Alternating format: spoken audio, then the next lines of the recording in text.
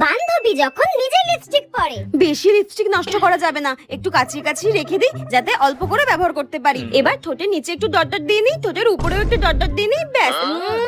আর কিচ্ছু করতে হবে না, ব্যাস। আমি তো শিওর এরকম করে যদি আমি লিপস্টিক ব্যবহার করি আরো 1 বছর চালিয়ে নিতে পারবো।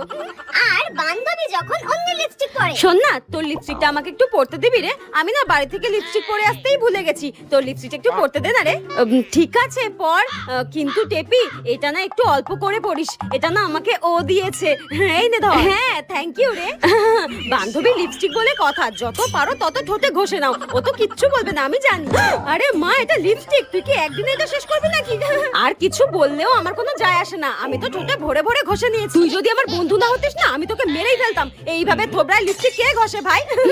এই নে। হ্যাঁ, এই লিপস্টিকটায় আর কিছু বেঁচে আছে, সব ঘষে ঘষে কাচিয়ে কুচিয়ে মেখে নিয়েছে। কি বাজে মেয়ে, মনে হচ্ছে মেরে মুখ ভেঙে দিই, ডাইনি একটা।